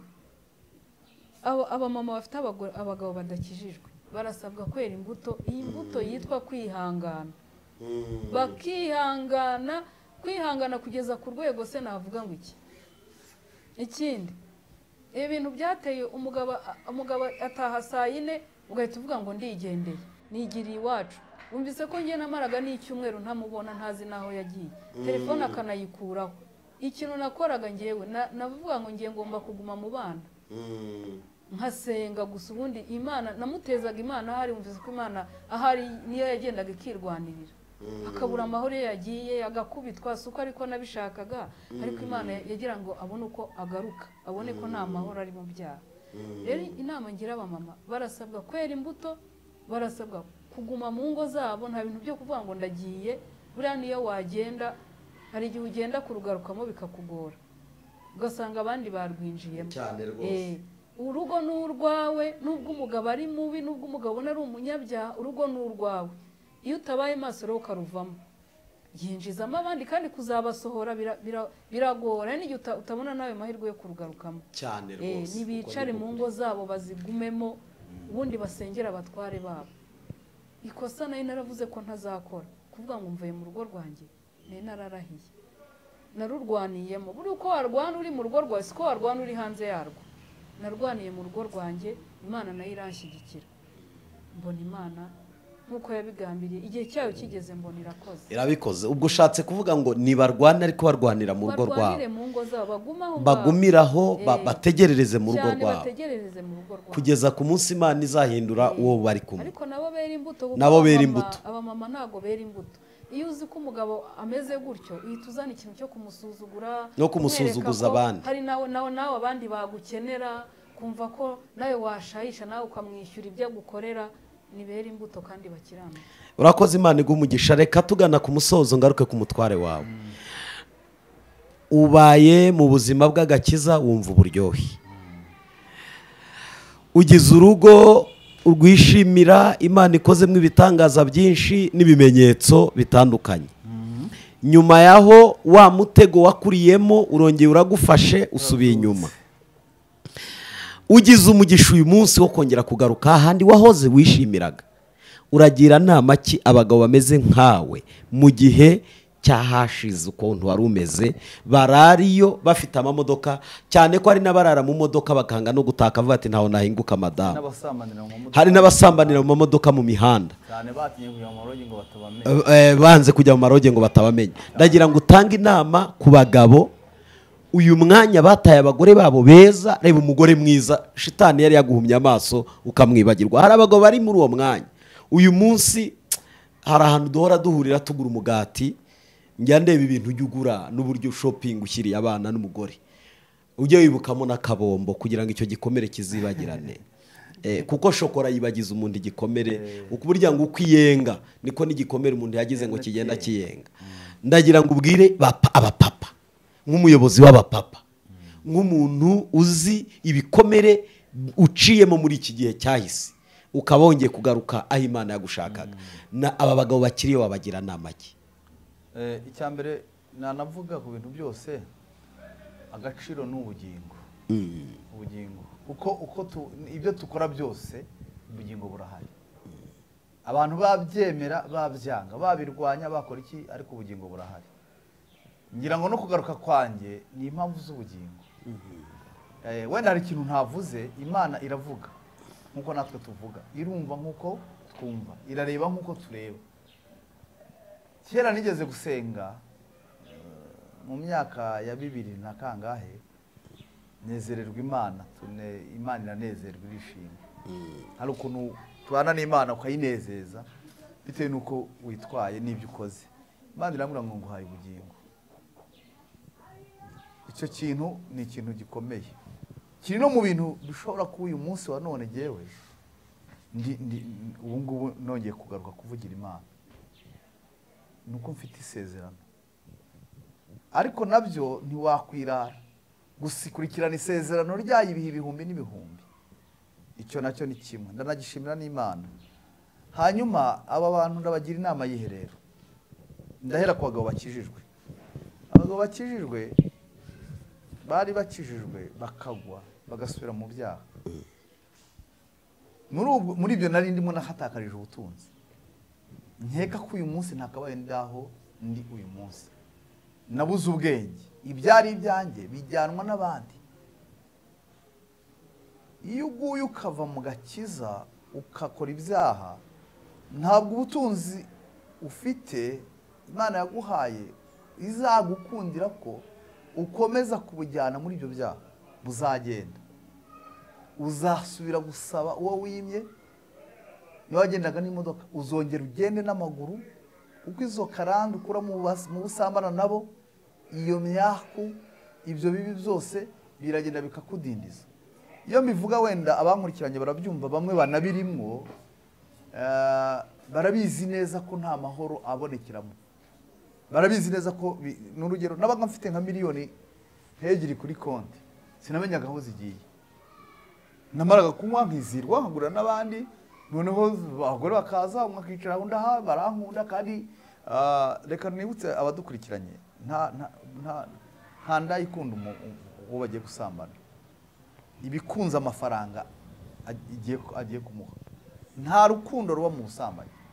Ikintu gishobora kukumenyesha rero ni iki nabonye, nuko iyo urwaye ntiwamuhamagara uti narwaye, warwaye, ya umugore wakwiteho, we ntabwo yakwitaho.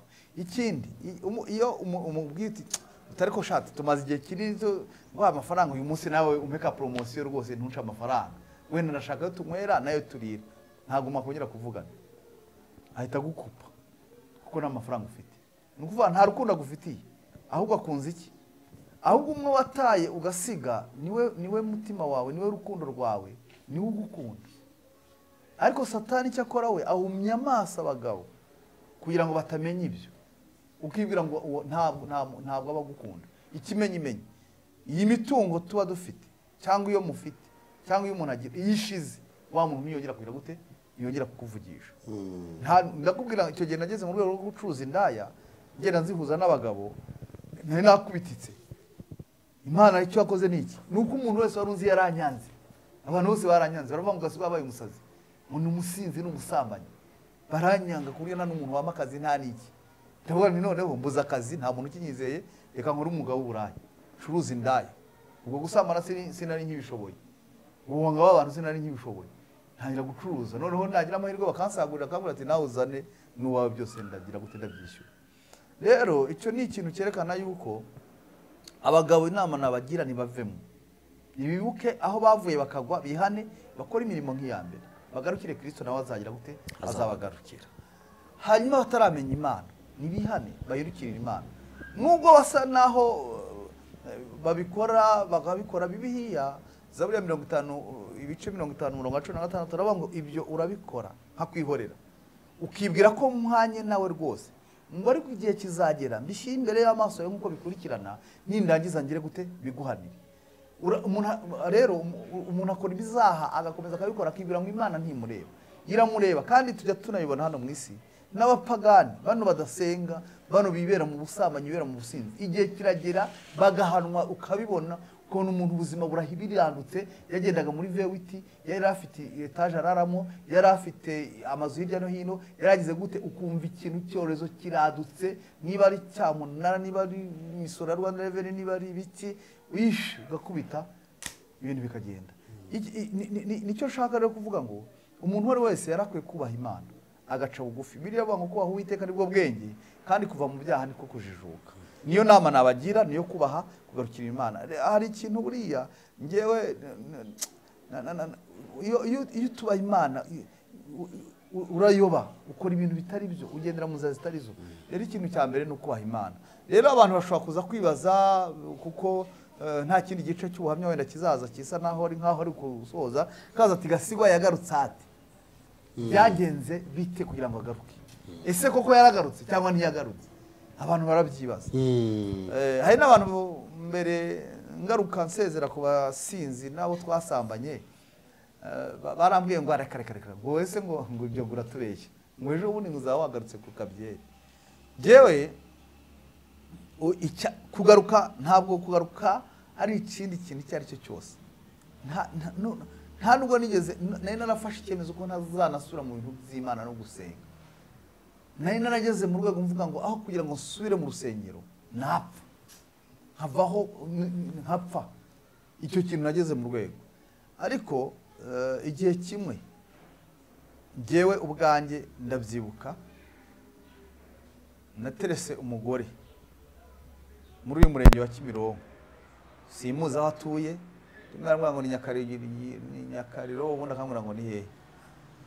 Maze kumutereta arambwira ati nta kibazo. Yari umugore mwiza, turagenda turasangira, turarya turanywa. Umugore ndangije, abantu bose bamwora ati shati noneho iki cyuma wagikuye hehe? Ntanjye ndishima. Umugore ndamujyana, tugera muri rogi, ndanayishyura, naguze nagize gute, nikokoye ko yari umugore nyine babandi mvuga ngo ni icyuma ni igiki, nikokoye. Umugore yankunze, yambwira amagambo meza y'ubwenge. Umugore aricara. Noneho amaze kwicara, ikintu yakoze, nakuyemo imyenda yose ndamanika, ndamubwira nti nawe kuramo turyame. Ati ndyame nkora iki? None se ntabwo uzi icyakuzanye se? Nkagira ngo ni imikino. Umugore ambwira ati perezidansi se urazifite? Ntizirahari. Ati zimpe, ndazimuhereza. Yafashe ya mbere arayica, ayiciramo, mbona arayifashe arayifunditse ashyira ku ruhande. Afata iya kabiri araca, nibyo urimo nibi, ufashwe n'iki se kandi? Ati ufashwe n'ibyo turabibona. Ati ushobora kunyishyura amafaranga yanjye. Amafaranga ntagenda ati madamu, agenda guteze. Ati wumbwira ko wandongoreye ubusa se? Ati igihe wahereye unyicundaguraho buriya warimo undongorera ubusa. Ni jyewe nakurongoreye, ko tuzi nayo ko twahuriye muri boîte ahantu, nkafata nimero yawe nkagukunda nkaguhamagara tukaba twasanye, reba amafaranga ntaka usigiye kunkora iki koko? Aturanyishyura cyangwa ntunyishyura? Afata ivide cy'inzoga, turi babiri muri chambre yakinze. Ati ngiye kugushwanyuza umutwe. Ati wakigabo tito. Ati bigabo mpamwe. Ati nibyo Imana yantumyeho. Ati bigabo by'ibiraya bita abagore babo bikaza gusambana. Ubwo umutima muri di ibyuya mu mapantaro y'ikinini yapfuye. Ati ndakwishe umutwe ngiye kuwushwanyuza. Mbona filime natashye igitwe cyashwanyaguritse bamwitiye mu ntuza. Ati kandi nutera hejuru guhamagara abantu ba hano mu maroge, singize perezidansi wandongoreje yasamusohora arimo kandi n'amacandwe yaciriyemo. Umutima kubita nabwo ati niko ni wambabarira basi nka 5,000 ukagenda nkasigara amahoro. Ati jyewe ibihumbi bitanu nibyo wanongoreye, ese nakurongoye dushyize mu kuri? Ati wandongoye nyine. Turayama ati mwabirayama ati mwebwe tindabashakisha ahantu hose ntiwanakwica ahubwo. Umutima wanjye uhita uta ibyo turimo, mpita njya mu yindi paje, mpita mbona Imana, mpita mbona guhamagarwa, mpita mbona gukizwa, mpita mbona ibihe byiza nabayemo, mpita mbona urupfu ruje, mpita mbona gupfira mu byaha, mpita mbona kubura ubugingo, bimwe nakinishaga ngo niyo napfa, mbona napfuye, mbona n'ubugingo buragiye, mbona n'umubiri wanjye uragiye biranarangiye, mbona n'amateka yanjye bazavuga ko bagiciye mu iroge.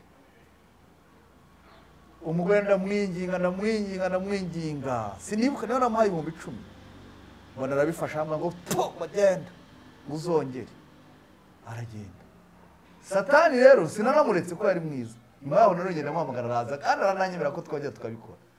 Nabwo tugeze cyakoze icyo gihe Imana iramfasha, tugeze ku muryango hafi na rogi, arambwira turampa amafaranga ya nayo nguha nayashize wayaririye ubuntu n'ibyo wariye uramperaho turahira ibyo wariye. Arambwira turi ninjije tijewe, ahita yurira moto arigendera. Icyo gihe rero icyakurikiyeho akaba ari kose ninjiragamo narakubitwaga kandi ntazo biturutse, akampona ngo iki cyari gikitugo cyaraguye ngo none gisigaye kiza kudutwara abagore beza ngo kikamwe n'amayoga ngo nicyo cyamwe. Ibyo rero uko bigendera nkakubitwa biragenda biba bibi cyane.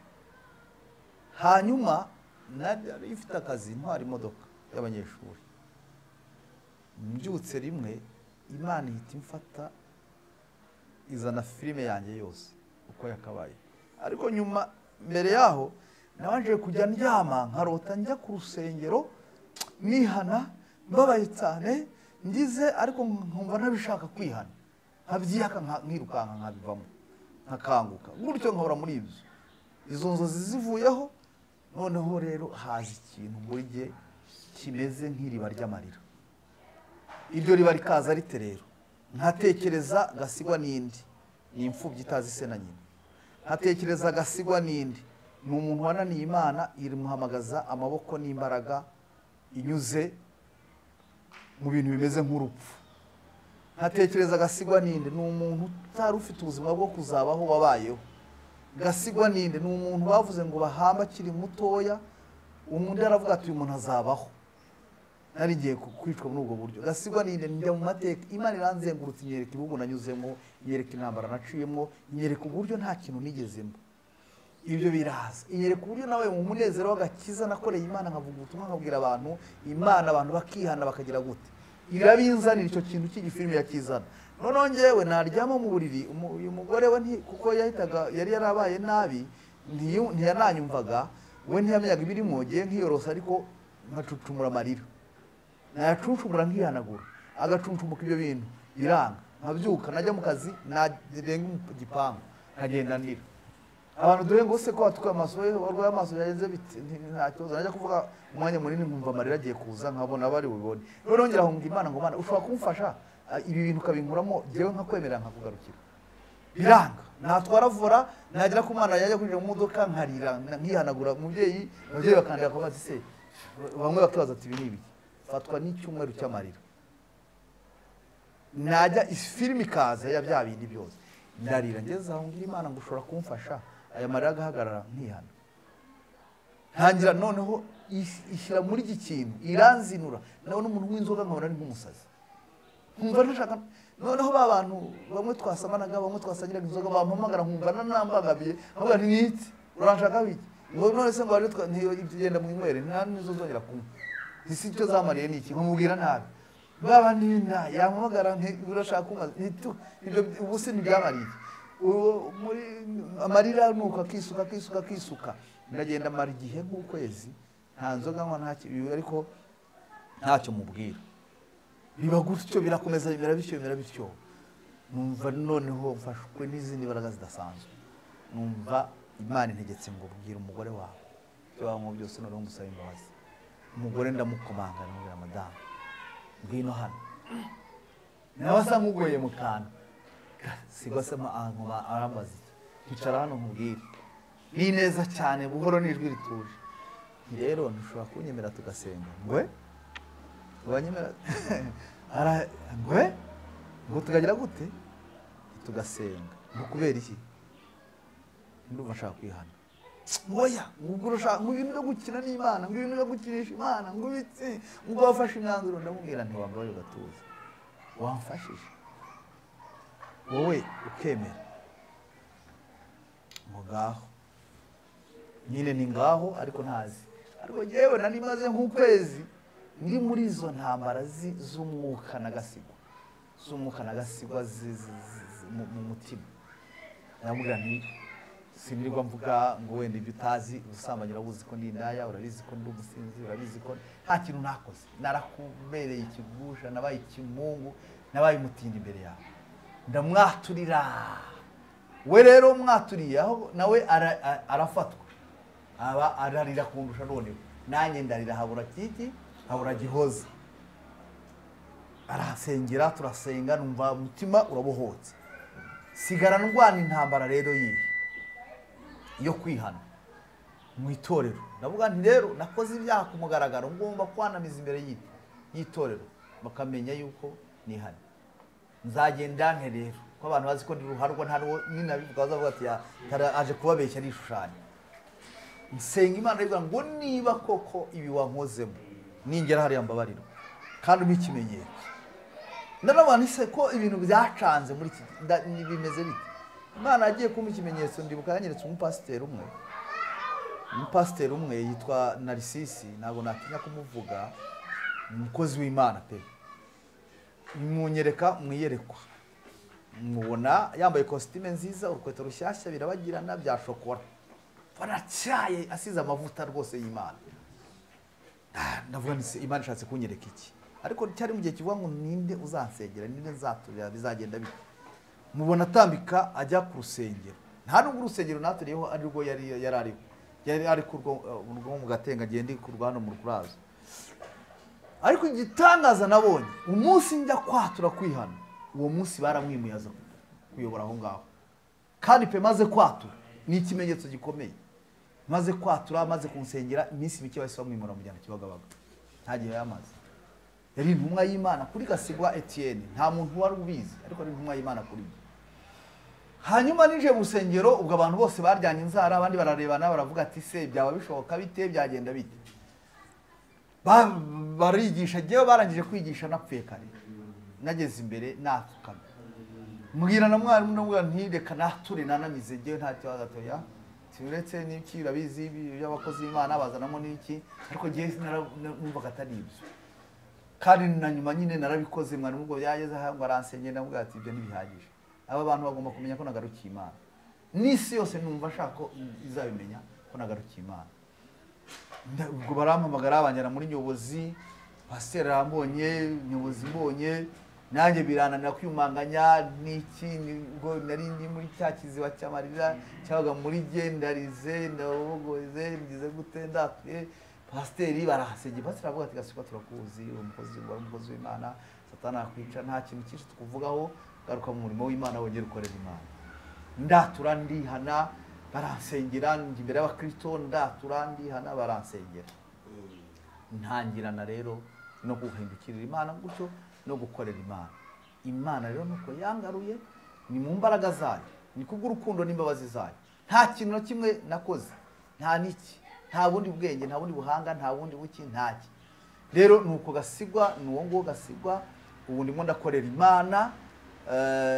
Imana mu gihe kigoye kiruhije kitari nk'icyo nayikoreragamo muri icyo gihe ariko Imana ndagenda nyikorera ushobora kumbaza uti rero Gasigwa bite ngewe rero maze guhindukira Imana yanyigishije uburyo bwo gukorera Imana kuko yabonaga ko ntaho mfite kuvugira ubutumwa muri iki gihe biragoye muri amadini amwe n'amwe anakomeye uziga amakonisiyo aba hari mu n'ibi Imana nari ndyamye ari nijoro mu gicuku Imana inzamura mu mujyi wa Kigali hariya impagarika muri rompuwe mu kirere ndi mu mwuka mwinshi cyane nguruka inyereka umujyi mbona ndimo mbwiriza umujyi wa Kigali wose ubutumwa bwiza namamaza ubutumwa bwiza muri icyo gihe nkimara kubirota nibwo umuntu umwe wampamagaye ufite igitangazamakuru arambwira ati waje ugatanga ubuhamya ntangira gutyo hanyuma nyuma y'ibyo ndavuga nti se ko ibi bitangazamakuru bishobora no kuba bikeya cyangwa se inanabibone byagenda bitimbaza Imana nagera mu mujyi Imana ikamubwira ngo ndikora ziriya nimero zose zanditse ku mazu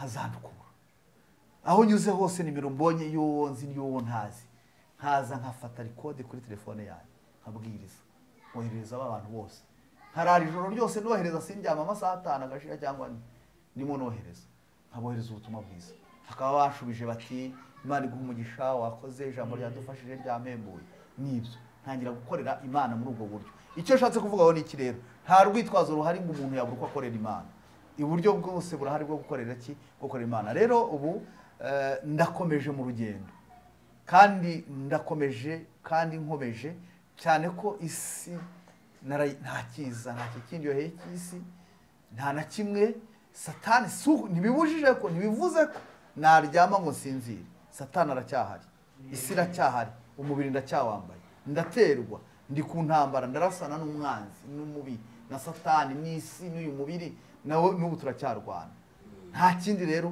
nta kindi kizanshoboza no gukomeza kwiringira Imana gusenga Imana kubana n'Imana kuba mu murimo w'Imana kurwara ishyaka ry'umurimo w'Imana guhamyiriza abakomeye n'aboroheje imbaraga z'Imana no gukora ku Imana kubwanjye numva Imana imfashije n'isi yose nayibwira ngo nayibwira nta n'isoni mfite muri ibyo yavuze ngo nta soni mfite nguretse z'ibyaha byanjye kuvuga ibi numva ari imbaraga kuri jye numva binanejeje numva bifite n'umumaro ku muntu wese uzabyumva uzabibona yuko hari aho byamukura naho byamugeza mu gihe azumva niyumva ukuri kuzamubatura.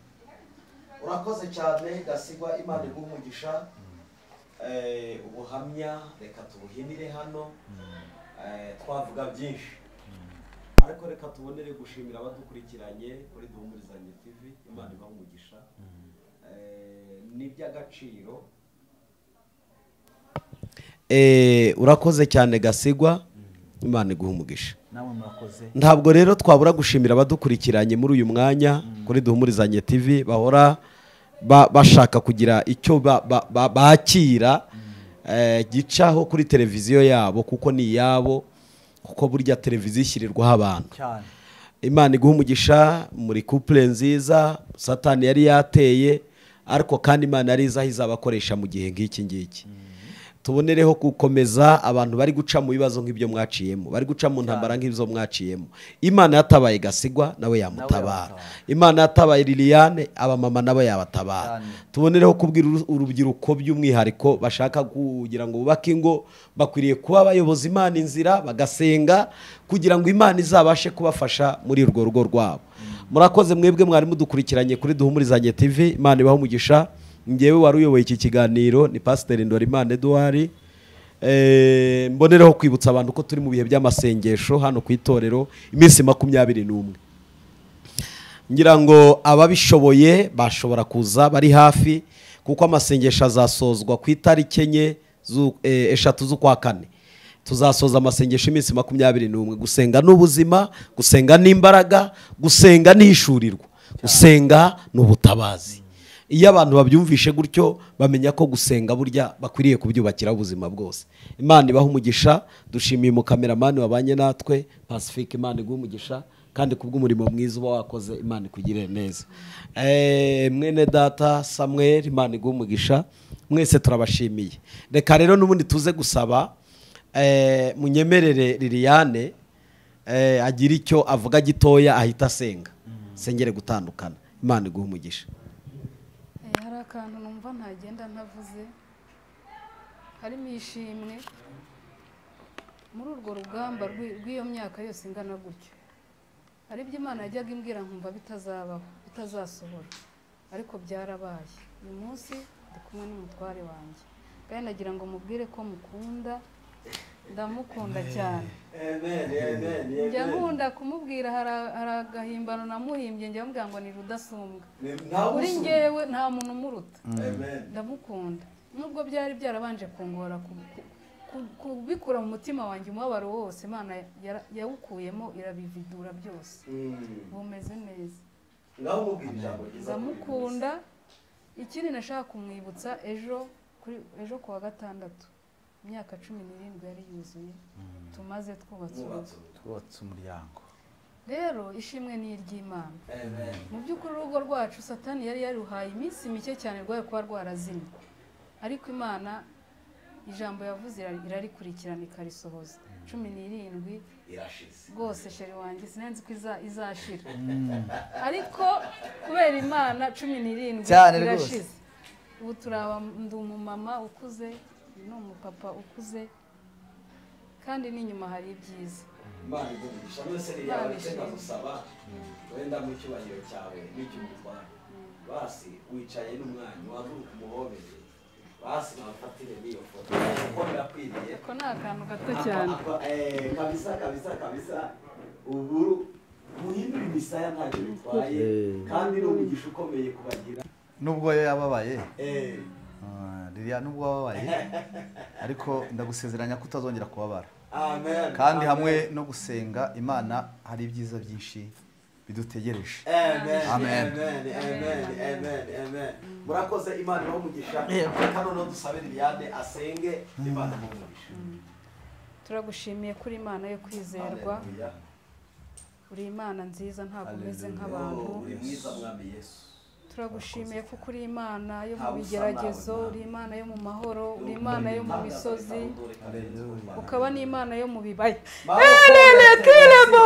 Haleluya, ndagushimye Mana. Uri Imana nziza. Haleluya. Wakoze imirimo, byose. wakoze ibirenze ibyo natekerezaga Mana. Dukwiriye kwibuka ko aricyo. Ndagushimiye ko urugo rwacu waruhagazeho.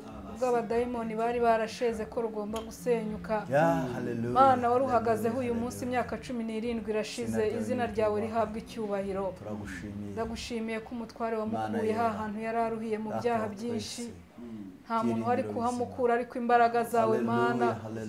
Ndagushimye ko uri umwungeri mwiza. Haleluya. Ijambo ryawe ryarambwiye ngo ujye usiga intama 99 ugasiga 99 ukajya gushaka intama imwe yazimiye. Ndagushimiye ko wagiye kumusanga aho yari yaragwiriye mu bihanamanga zerera ataye umwungeri we mwiza, ariko ukamusangayo ijwi ryawe ryiza yararyumvise araryitaba. Ndagushimiye ko uyu mwanya ari umukozi wawe. Ndagushimiye ko uyu mwanya izina rye riri mu gitabo.